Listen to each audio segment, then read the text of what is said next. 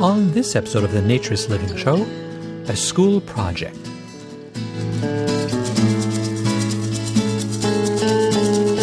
This episode of the Naturist Living Show is brought to you by Bear Oaks Family Naturist Park. At Bear Oaks, we offer traditional naturist values in a modern setting. Free your body, free your mind.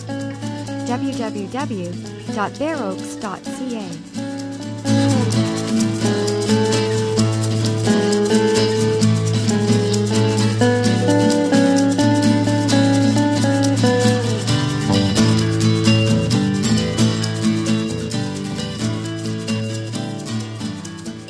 Welcome, dear listener, to episode number 71 of the Naturist Living Show. My name is Stéphane Deschênes. I'm your host for this podcast and the owner of Bear Oaks Family Naturist Park. And this is episode 71. It's coming fairly quickly after episode number 70 because we got behind because it was so busy in the summer. And I should have said in the last episode, so I'll explain now that I'm changing the format. I'm kind of going back a little bit. As the show over the 6 years or so we've been doing it has developed, it's gotten more and more complex. The editing takes time, the recording, I have multiple segments, and it means that it becomes quite a burden. It's a big chore to put each show together, to the point that some of these shows, for 1 hour, I would spend 20, 30 hours of work putting it all together, and it means that I couldn't finish things, and I'd get behind, and I was late. So I'm going back to the future, as they said. I'm going to kind of slow things down a little bit. And so an episode will be one thing or fewer things, not very much. We'll probably still have Felicity as we do in this episode, but maybe not always if we don't get to connect. I think it's more important for me to give you your monthly show as on time as possible. And if that means it's only 20 minutes, it's only 20 minutes. Does it have to be an hour? I don't think it's necessary. I think we'll fill the show with whatever's necessary. And if sometime I have too much and I'll maybe finish one and then do a second one in the same month, I'm sure nobody will complain of having too much. But I can't make it a full-time job. I can't do nothing but this. It'd be kind of interesting, but I have so many things between the park and the volunteering and everything else I do. So if that's a concern, please let me know. Send me a comment. Let me know what you think. Send me an email. Record a comment. I'd love to get your feedback. But I think that I got a lot of comments. People were missing the show because it was about almost a 3-month period between the two shows. Between two shows. And people like to have a bit more regular of their fix of the show. So that's the plan.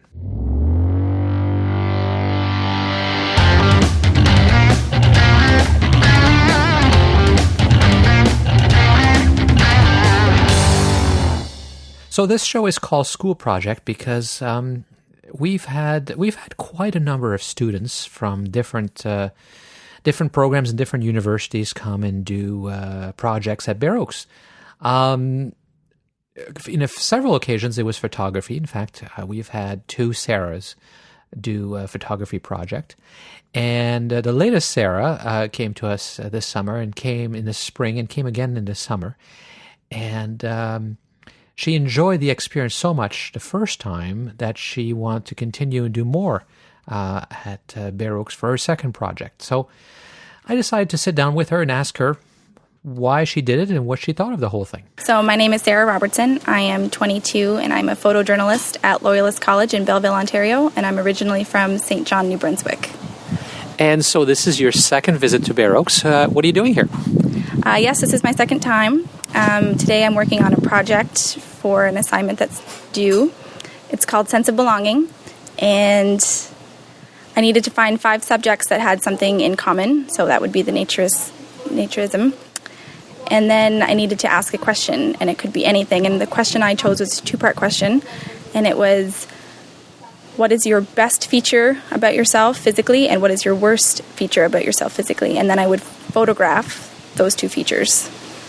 And so why did you think this would be a good place to do that assignment? I thought it was interesting that as a naturist, you're exposed 24/7. Well, and even though you have those insecurities, that you still live day to day in your natural element. So did you find in your subjects those insecurities you were expecting? I was actually surprised with some. Trying to think of who I was most surprised. I think I was most surprised about you, because you had a hard time choosing what you were going to give me. So I think that I was very surprised with what you had said, your mustache and your wrists, which I was not expecting. So, because looking at me, I have so many things I should be insecure about? No. Because I've never, usually when you ask people what are you insecure about, your wrists, doesn't come up very often. That's fair enough. Fair enough. I mean, it's partially, and I told you, it's because I have very small wrists, which for a man is kind of unusual, and it makes it difficult to wear watches and things like that. So it's not a big deal. And so, what was your first time? Your first assignment was, how did you end up here, I guess, is my question the first time. So the first time it was a photo story, and it was kind of like a documentary piece. And you were supposed to go and kind of be a fly on the wall and document anything. And my teacher was giving examples, and I think as just a joke, she had said, well, why don't you could do this, you could do that, why don't you could do naturists and nudists. And I thought, well, why not? I don't think anyone else has ever thought of that before, so why not be the first and go explore? So that's what I did. And I came here and I was fly on the wall and photographed around the clubhouse and the people that were here at the clubhouse and what they were doing. Well, that sounds really easy, but how you decided it might be interesting. How hard was it to find a place? How did you end up here? I mean, that was the easiest part, which is usually the hardest part of any of our assignments, because you have plan A and then plan Z, and you have to work through all those plans and get told, no, I don't want you to come, or no, I'm not interested in having you photograph me and interview me and hang around with me. So Bear Oaks was the first place I had called, and Karen was the manager at the time. I called up and explained who I was and said what I wanted to do. And, yeah, sure, no problem. So I was so excited that plan A actually worked. Then she says, you will have to photograph naked. And I was so excited. I said, no problem. Like, come in next weekend. I will be there. That is fine. And then got off the phone. I went and told all my roommates about my great idea and my story and photographing naked. And they all said, wow, that's kind of big. And I was like, no, it'll be fine. Well, the week started winding down. Saturday was approaching, and I started getting anxious and nervous and all sorts of emotions. I didn't know what to expect. Coming for the first time, I rented a vehicle, and I started my adventure early Saturday morning, drove for about 2.5 hours, started seeing signs telling me that I was getting closer, and my GPS is telling me you're so many kilometers away, and that's when it started to really sink in. And I thought, well, I could just turn around. I could find somebody else to document and do this photo story on. It's not a big deal. They won't know. They won't need. It's okay. Karen won't mind. But instead of turning around, I kept driving forward. Onward I went. And then I finally pulled into the parking lot. I was like, oh my God, I'm here. Now what? What do I do? Do I undress now? Do I undress after? So I got out of the car, slowly made my way to the door,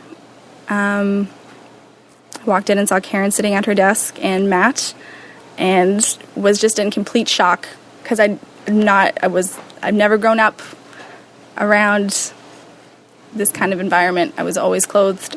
The door was always closed when you were showering or getting dressed, or if you just wanted to be alone.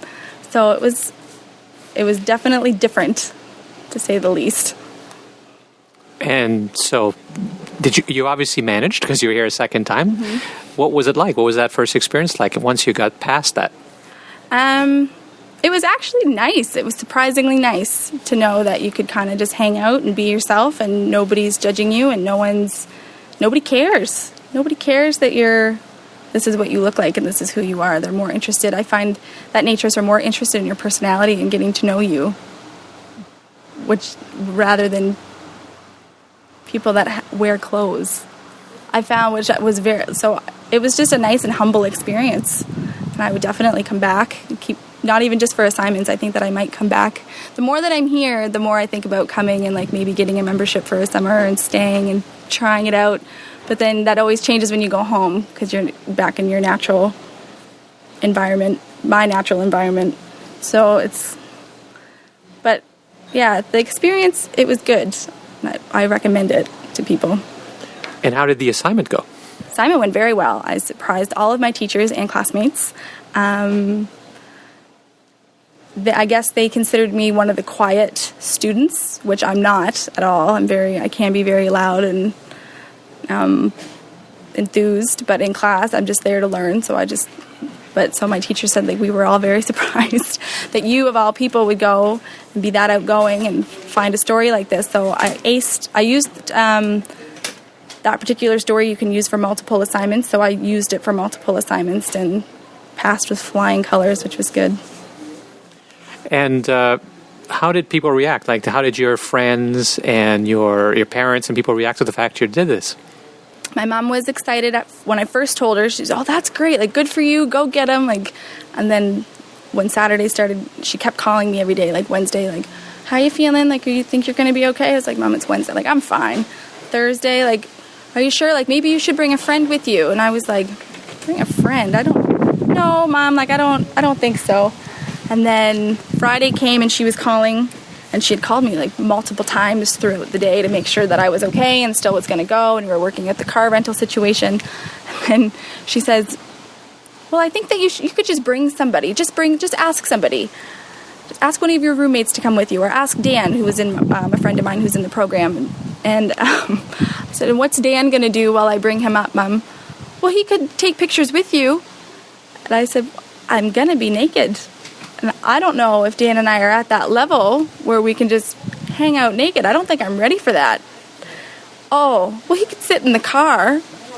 I was like, "He's not going to sit in the car for 6 hours." I'm like, "Well, I'm sure he has assignments he has to do." And I was like, which he would gladly do at home rather than come up and have to sit in a car like a dog all day anyway.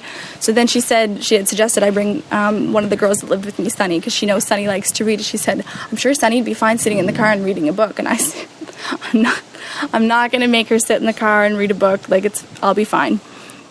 So she was kind of worried, I guess, in a sense, just because that's what moms do. And she doesn't know anything about naturism or anything about the park. And I'm not the baby of the household, but I'm been at home long enough that I'm out spreading my wings and not at home anymore. So it's a little bit nerve-wracking, I guess, for her. But when I got back on Saturday night, I called her and said that things went well, and she was very pleased that I was happy with the assignment and how things were going, and that I had done it. I said that it felt nice, like it felt good, felt nice to get out and wear different skin for a while, my own skin, be comfortable in my own skin. My roommates and friends kind of thought that it was comical because they didn't know what to think. They all thought it was very interesting, and like they thought it was amazing that I was going to go and do this. Some of them said that they would try it. They weren't sure when or where, but they might be interested in it. I think when I brought back pictures and was showing them what I had done that first day, they just the look on their faces, they were just like, wow. Like, wow, you actually went and did it, and look at these pictures, like, this is amazing, like, good for you. It felt nice to see them surprised, I guess, and kind of see, like, how they acted towards it, because at first it was kind of like, oh yeah, like, as if you're going to go, and then when I actually went and did it, they were like, good for you, that's amazing, so. And you told me you have a boyfriend. How does he feel about it? Yes, Ryan. We've been together for over 2 years now. I've been doing distance since we met. He was not fond of the idea at first, to be totally honest. Not that we didn't argue or anything about it, because I've always said, be the one to guide me, but never hold me down. So he kind of knows that you can say what you want, but I'm going to go out and do what I want regardless. I'll take it into consideration, but it doesn't make a difference. So he was kind of worried at first because, I mean, the person that is supposed to see you naked is your significant other and kind of nobody else. In some places. In some places, in some ways. So for us, that's how, I mean, not growing up as a naturist, that's how it is. The person that's supposed to see you exposed is your significant other. So it was kind of more than one person other than him were going to see me naked, and he wasn't going to be there. So he didn't really know. He wasn't educated on the whole thing either, and I didn't really get into it with him, you know. I just kind of said, this is my assignment, and this is what I'm doing, and there you go. So he was kind of uneasy at first, but after I went and told him about the experience, he was proud of me, and I was happy that I went and said, like, I'm happy I didn't hold you back. So. And today you said you were going to bring an assistant, but that didn't work out. How come? I guess he's a little shy. He was going to come and help me set up in my makeshift studio and do the lighting, but we originally were going to go to Karen's house where I knew that you could be clothed, but when she had said that you had to walk through the park naked, that's when my assistant had backed out and said, no, I'm not comfortable. And I can understand that in some senses. I wish he would have come just so he could get the experience, and it would be nice to share that experience with somebody else. But I don't know. Maybe he regrets it. I'm not sure. Now, that's not your boyfriend. That was somebody, a classmate. Yeah. Do you think your boyfriend will ever come? I'm not sure. I kind of mentioned it to him, but he didn't really say yes or no to it. So he's a pretty open-minded person, so he might try it one day.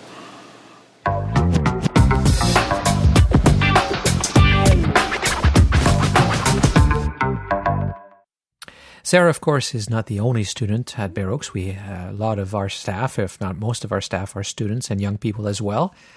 We had a bit of an issue with one person leaving halfway through the season because they decided to do something else, which is always causing us difficulties, but it always works out for the better. And, you know, the part of me that's kind of spiritual sometimes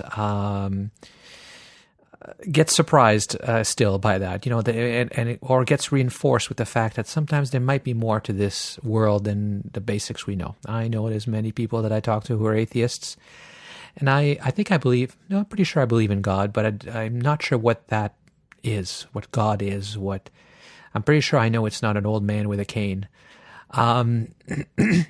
But when we were out and we needed somebody that could kind of take charge and could come maybe with some experience would have been ideal. And I kind of had this prayer where I said, you know, please, we need help. We need somebody. It's very hard to find people halfway through the summer because if you're good, you've got a job.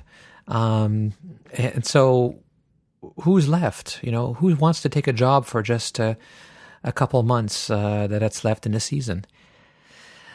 But I said to Nikki, our manager, I said, oh, wouldn't it be great to find somebody, who's really got all those skills, organizational skills, leadership skills, and maybe some experience in the hospitality industry. And the next day I got this really passionate email. I mean, it was spooky. It was from Alexis, and she wrote this very enthusiastic, very well-written, very eloquent message about wanting to work at the park. And she's on her second master's, and she really wanted to work at the park for a bunch of reasons that I will let her explain. Okay, so my name is Alexis. I'm 31 years old. I'm from British Columbia. I most recently lived in Vancouver before moving out to Toronto. I moved to Toronto to start studying my second master's degree at York University. I'm currently in the thesis writing phase of a one-year master's in science and technology studies.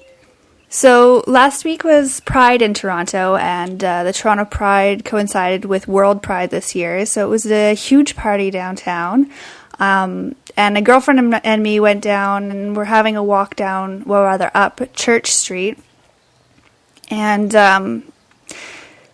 I was really feeling the environment. I felt like everybody was having a good time. I was actually thinking of taking my top off because it was super duper hot out. And I have been meaning to avail myself of Ontario's laws that allow women to be topless anywhere. When a couple of young men walked past me, one of them said, "Ooh, baby," or something to that extent, and slapped me on the butt. Hard, actually. And so I turned around, shocked and obviously displaying my anger on my face, and he turned around and said, "Oh, it wasn't my friend, it was me." And I said, well, I gave him a look like, well, why do you think it's okay to be touching someone's body when they, didn't invite you, not to mention in a violent way? And he just carried on walking, and I stood there just completely mortified that someone would be in this kind of welcoming environment and be taking advantage in this manner. And I'd been having such a good day. It seemed like a very positive environment, and this guy came and really rained on my parade, and my girlfriend looked at me and asked what had happened. And I told her, and I kept my eyes on these guys thinking there's got to be some way to deal with them. And they stopped to pet a dog. This woman was walking, and I walked over and I said, "Watch out, these guys are groping people." And they turned and carried on their way. But I just felt, how can it be fair that in an environment that's supposed to be safe, in an environment that felt safe, someone could get away with doing that, and there was no way. Nothing I could say about it. No one I could turn to say, hey, that's wrong. I really felt like if I tried to get anybody to do anything about it, I would get kind of brushed off about it. And it's not fair that anyone should feel they can take advantage of a woman's body in that respect. I get really frustrated with the conflation of nudity with sexuality. I get really frustrated by people who see other humans, whether women or men's bodies, as a sexual tool, something that's there for them to avail themselves of and just take advantage of. I started to think that there must be, especially in a giant city like Toronto, some way to create a safe environment where the body isn't objectified in the same sorts of ways. And that led me to Googling the terms Toronto Nudist, which led me to finding the Bare Oaks website. And my first experience on the Bare Oaks website made me a little, what can I say, apprehensive. I was apprehensive when I first went on the website because I read, that this is Naturism, a term I'd never heard before, and that those who come to the park should observe the Naturist philosophy. And I started thinking, well, what is this philosophy? Is this some kind of cult? But the more I read, the more I realized that the philosophy they were talking about was really basically in line with my own values, that separate sexuality from nudity, not innately joining the two, that take away, that disempower the objectification of the body, and that that promote having a healthy body image based on variety among human bodies, and not just basing your self-image on the images we're presented with in the media, which often are skewed and very limited in their varieties. So the more time we spend among people who aren't using clothing to cover up what they perceive as their own flaws, the more we realize that bodies come in all shapes and sizes, in all age categories, colors, with our own scars or no scars that tell a life story. So these are things that I really believe in, and I realized that my philosophy was very much in line with the Naturist philosophy. So right away, once I figured out that these were my people, I decided I definitely needed to take a trip out to Bare Oaks and spend the weekend, hoping I could convince my fiancé that maybe we should get a tent and head out. When one of the pages pointed out that even the staff at Bare Oaks works in the nude. And I thought, wait a minute, a job where you work in the nude? This is perfect for me. I was currently looking for part-time work that would, sort of take me out of the lonely place that writing can put somebody in. Like I said, I'm writing my thesis, so I can spend 5 days a week, several hours a day, just sitting in front of the computer, isolated and whatnot. And I had been looking for an opportunity, the right opportunity, to find some employment or something outside of the house that would allow me to escape that for a couple of hours. And so I immediately turned to the employment page and started looking up information on what kind of employment opportunities they had at Bare Oaks. When I checked out the employment page, I realized that they do most of their hiring in January, but I thought, what are the odds? I was feeling empowered, I was feeling spunky, and so I shot an email off to the owner and said, hi, introduced myself, outlined my experience with public nudity, nudism, or now I was learning to use the term naturism in the past. I told him about my experience at Pride and how disappointed I had been in being in a pseudo-safe environment, and hoped that Bare Oaks was the kind of place that would be a safe environment, and inquired as to whether they were doing any hiring at this point, figuring they might not be, but let him know that I was available if need be. And to my amazement, Stefan called me back 2 hours later, and I was out at the physiotherapist at the time, so we arranged to talk a little bit later. So I went home afterwards and sat by the phone waiting for his phone call in nervous anticipation. And my fiance texted and asked what was for dinner, and I said I couldn't go grocery shopping. I had somebody calling me back from the Naturist park I have to talk to. And eventually I started thinking maybe he'd forgotten, so I'm just going to whip out to the grocery store real quick. And I didn't get halfway down the block before the phone rang, and I went running home to talk to him. So we had a conversation, and we decided that because of the timeline, I should come out the very next day by GO Transit to Newmarket for an interview. So after I got off the phone and my fiance got home, it had all happened so fast that I was a little bewildered by the fact that I had been inspired to search for nudist clubs in Toronto, let alone found one, researched it, emailed, and now was going to have a job interview the next day. All of this transpired within, 7 hours. And I felt like my whole day had done a 180 on me, and I had no idea where I'd started to get here.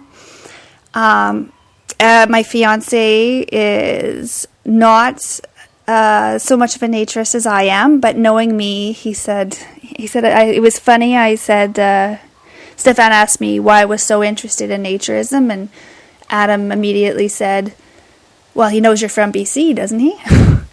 And I said, yeah, but, I've just always been the kind of person who prefers to be without clothes than with clothes, and my fiancé Adam knows this about me, so he thought it was a perfect fit as well. He was a little concerned that my being optimistic and always thinking the best of people, I was maybe being misled as to what the arrangement was. But I was feeling optimistic still, and I had been the one who'd been on the phone, been on the website, and I had the impression that I had, and that it was a very safe environment.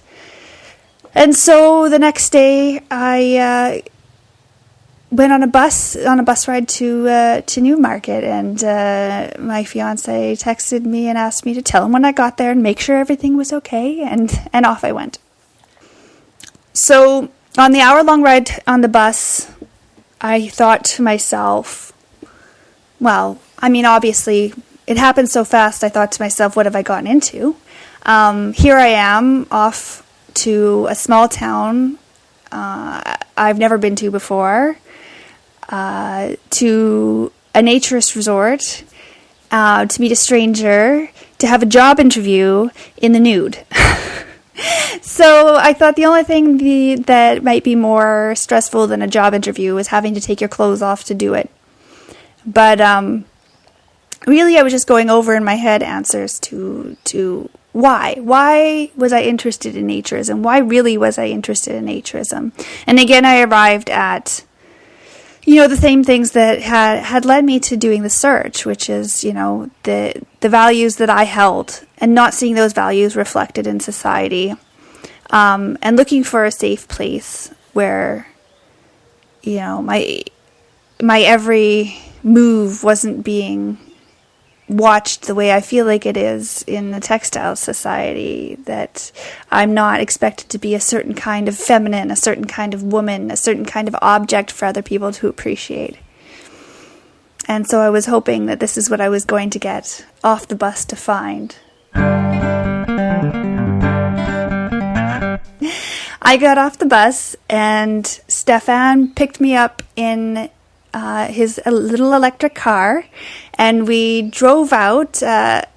Lucky for me, we're both very talkative, so we had some pretty good conversation on the way out there, which puts my mind at ease. Luckily, Stefan is the kind of person who puts anyone's mind at ease. And as we pulled into the park, he tells me he's going to disrobe in the car, and that's the way he does it. That's the way he's always done it. And I say, okay, by all means. And we pull up in park, and he goes, now, you can wait if you feel more comfortable and disrobe a little bit later. And I thought, no, I better just jump in, because if I start putting it off and thinking, oh, I'll just wait a little longer, then I'm never going to do it. So I disrobed right at the car there and walked into what I was hoping would be my new place of employment. In the nude, with nothing but my purse. Oh, and a shawl over my shoulders, because it was an incredibly chilly day to be out of doors in the nude. And we went through the lobby, in which there was, half a dozen people, I think, standing around chatting, also in the nude. And immediately I felt completely comfortable. I felt like I would feel very strange if I had any clothes on. And it's a totally different kind of experience.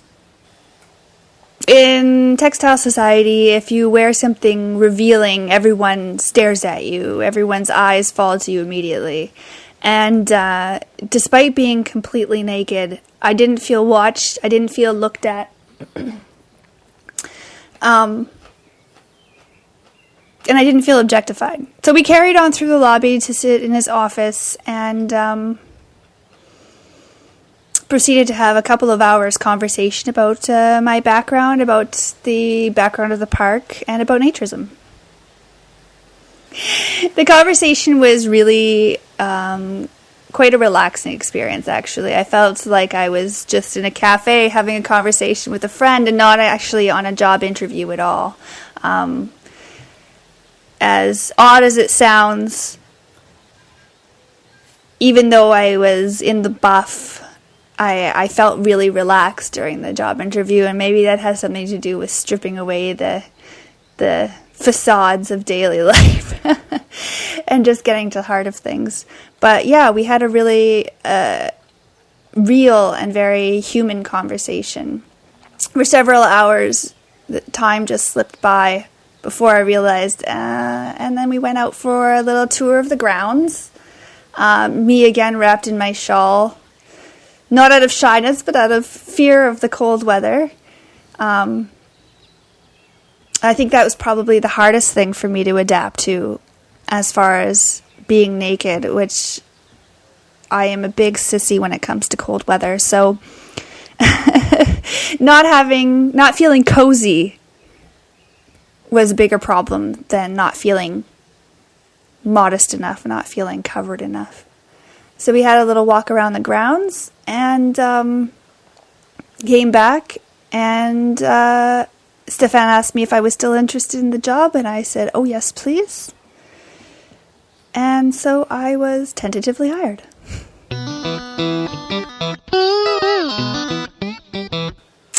So after Stefan told me that he was interested in hiring me, he told me he'd have to talk to the manager and see what the scheduling would look like before we decided on when my first day would be. But it was decided that my availability put me ready to go right away.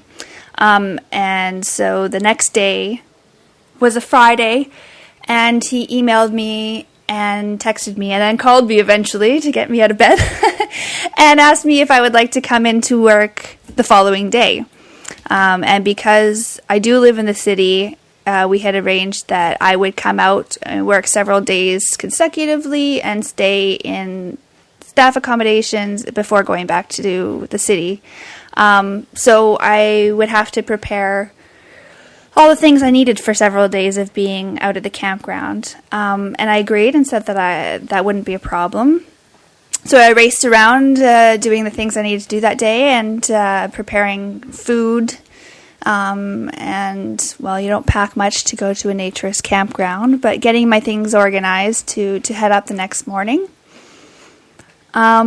And started working on Saturdays. So from looking up Toronto nudists and finding bare oaks on a Wednesday, I started my first day at work that following Saturday.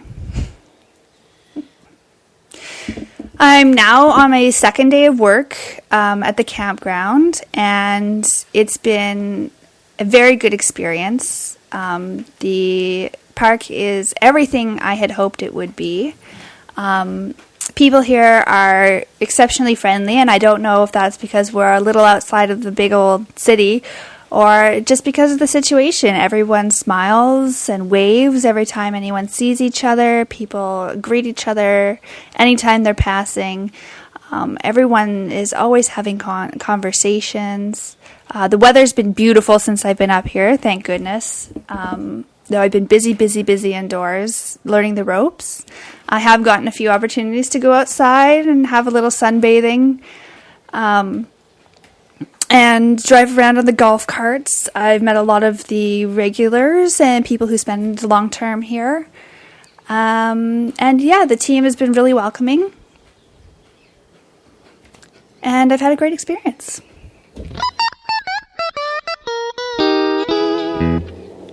And even the last 2 days of working here, it's really inspired me to both promote the naturist lifestyle, to learn more about it as quickly as possible, and possibly even start my own naturist park if I get the opportunity. My fiance and I have talked about opening B&Bs before, and grocery stores and other businesses we'd like to try out.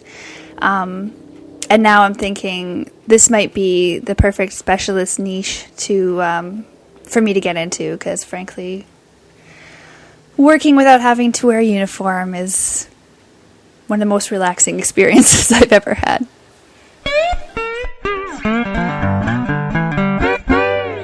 Like most of the staff, Alexis is no longer working at the park. The summer's over, unfortunately. It's colder and a lot more quiet. We're open year-round, but it's a lot quieter, so we don't need as many people. And but Alexis has been keeping in touch, and in fact, she recently wrote an excellent essay on what it's like to be a woman in naturism. Being very new and being a staff member, she experienced all types of facets of naturism in a short period of time, and she found a lot of parallels with the values that are important to her in the feminist movement. And so she talks about that. She talks how in naturism she already sees a lot of things that feminism is trying to achieve. And if you go way back to Maurice Parmelee, who wrote the first English book in 1927 about naturism, he called it gymnosophy, but essentially the same thing. He actually talked about feminism as well in that book, which is very, very forward-thinking, because at that time a lot of women didn't even have the right to vote. So a very interesting article, and I'll post it in the show notes, of course. You can find it on the Bare Oaks blog and Facebook page and Google Plus page and all the places we're at. So if you want to take a read at it, it's really well worth your time. And as it turns out, it's just a total coincidence. Alexis just graduated from a master's in science and technology studies, which is actually a very similar area to what Professor Paul Thompson has been teaching in. He teaches in the Institute for the History and Philosophy of Science and Technology at the University of Toronto. You might remember Paul from an earlier interview on the Naturist Living Show about a graduate course that he did at the University of Toronto a few years ago on public nudity. So we talked a little bit more in spring and summer, and I said, you should do the course again. And he said, yeah, it'd be fun to do it at the undergraduate level. There'd be more young people in the class, and it'd be a different energy and enthusiasm and atmosphere. I thought, yeah, that would be fun too. I said, if you can do that, I'll help. I'll volunteer. I'll go to all the classes. I'll help lecture if you want, whatever. And so he did. And so we started. It's called Public Nudity. I'll put a link in the show notes to the syllabus, and you can look. It's interesting because in teaching about naturism, public nudity, which is a lot about naturism, we're teaching about history, we're teaching about law, we're teaching about anthropology, we're teaching about psychology, we're teaching about sociology and history. It's everything wrapped into this one course. It's very multidisciplinary. And it's been a lot of fun. And Paul gave me one whole lecture that I did all by myself. In fact, he was away. He had to be in Saint-Martin.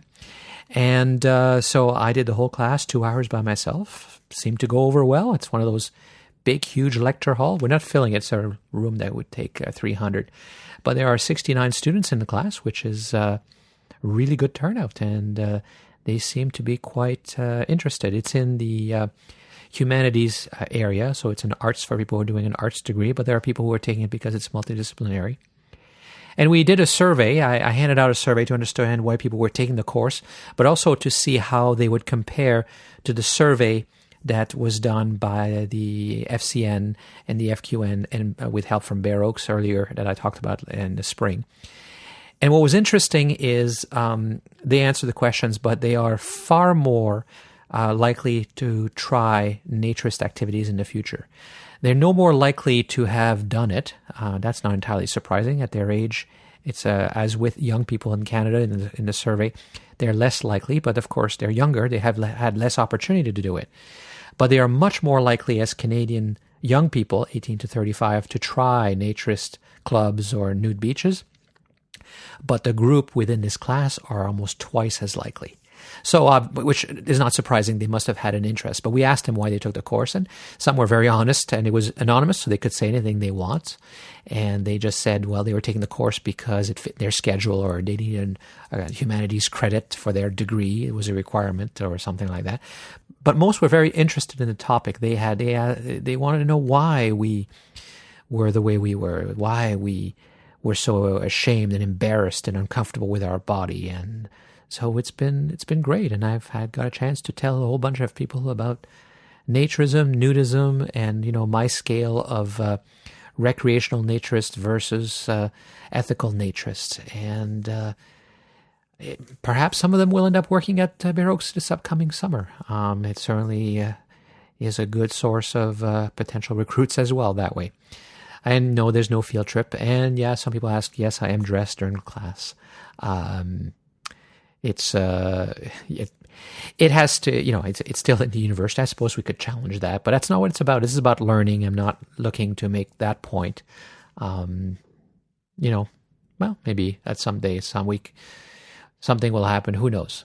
But at this point, it's more about getting the message out, and it's more about the ideas behind naturism, behind the issues with public nudity, behind how we see the thoughts and concerns about how we view our bodies and react to it, and how we got there, etc. And I'm really enjoying being in the academic world. It's a place where people are open to ideas, where they want to discuss things, where people can disagree without getting into fights. Very different from the real world, and I'm glad it exists, and I'm glad it continues to exist, because if it wasn't for the institutes, the academic institutes out there, people would, be too busy with their jobs, or too political, or whatever it is, to come up with new ideas, to question things, to study what we do and try to understand why we are who we are. And the side benefit is I got staff status at the University of Toronto, thanks to Paul. And that allows me to really expand my ability to research. I mean, University of Toronto is one of the biggest universities well, certainly in Canada, but one of the best known and most prestigious in the world, and highly ranked. And as a result, they have incredible resources in the library and all the journals and everything. So I am just, I got my ID for the university library, and I'm afraid that 3 decades or so ago, when I was at university, research was far more complex because we were using card catalogs and it was very limited computers. But now everything is available online, and I spent the next 6 hours just going from study to study to study, because now you read an article in a journal and the references are there, and you just click and move on to the next one, because in the library they're all available. You can't get that through the web because often they're published by publishers in their subscription journals, and you have to pay, or you have to be a subscriber or something. Here, because of the library having paid for all these resources, everything's available. It's not even whether it's at the University of Toronto anymore. There's other journals. There was one that I wanted, and it sent me to another library database in another university, I think in California, and I got to read the journal article there with only a few seconds. So it's a wonderful resource, and I have thoughts of for future episodes talking about some of the academic ideas and some of the scholarly things that have happened within Naturism, because there's lots of it. Lots and lots and lots of it. In particular, I'm really into Maurice Parmelee these days. I got his book that was first published in 1926, and the first English treatise on Naturism ever done. And I read that, and I was part of my lecture that when I did to the class on public nudity, because he really outlined a Naturism. He wasn't just reporting on what he saw. He outlined how Naturism should be, in his opinion, which is very similar to my own views. A real ethical Naturism based on values and morals about making it a better world. And unlike some of at the time, the German Naturist organizations, he's into health, there's no question, but he's not as dogmatic about the lack of meat or alcohol, or he's a little bit more practical, because he views a naturist world, not just naturist camps, not just secluded private places. He sees a future, almost naively, where by now we would all be nude at work, at the office, everywhere. So there's going to be an episode on that coming in the near future.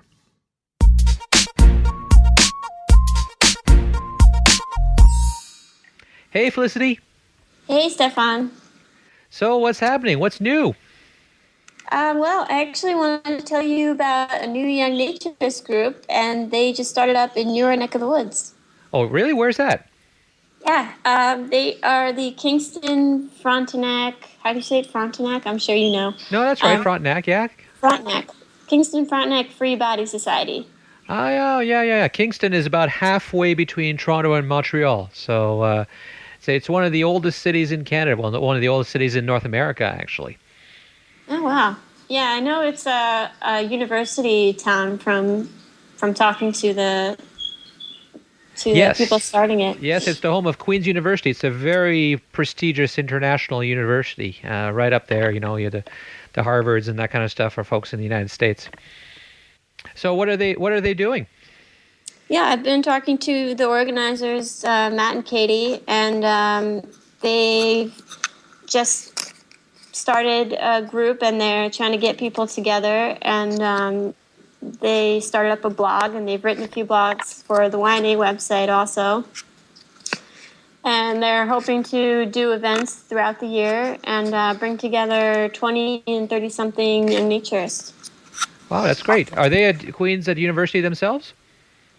No. I believe they both went to that university. But they're working now. They're out of school. Okay, well, I should get in contact with them to get some direct information. Are they an official chapter of YNA, or is that how you guys work? No, they're an independent group. But we were contacted by them, and we haven't been opening new YNA chapters, but we're absolutely willing to support other groups that are in line with our ideals. And so we've given them some advice about starting a new group and invited them to blog for us. So. Okay, yes, I saw several blogs actually by them, KFFBS, and I wasn't sure what that was at first.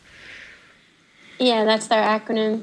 And it's great because they actually, I think they're the most in line with our ideals than other groups, because they're all about, they just wrote about gender equality and how Naturism can advocate for gender equality and create more inclusive communities, and try to make the world a better place, really.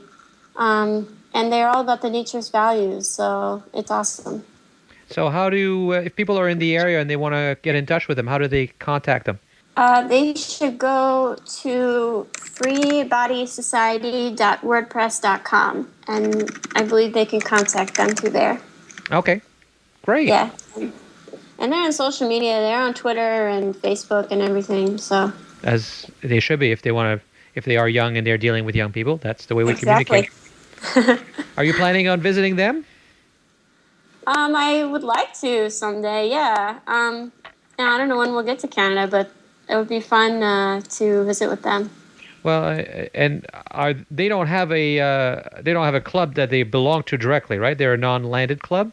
Right, they're non-landed. So maybe they'll travel to New York. I mean, maybe they could arrange a trip to visit you guys. Yeah, they could do a road trip.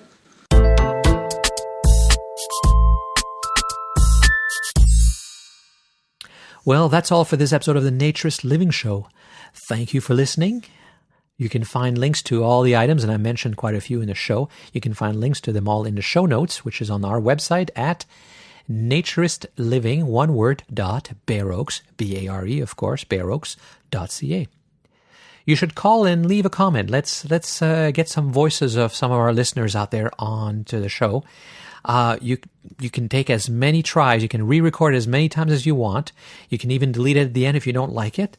And I'm not promising I can use it, but if it's an interesting comment, it's not inappropriate, I'm sure I will use it because we haven't had tons of them coming in.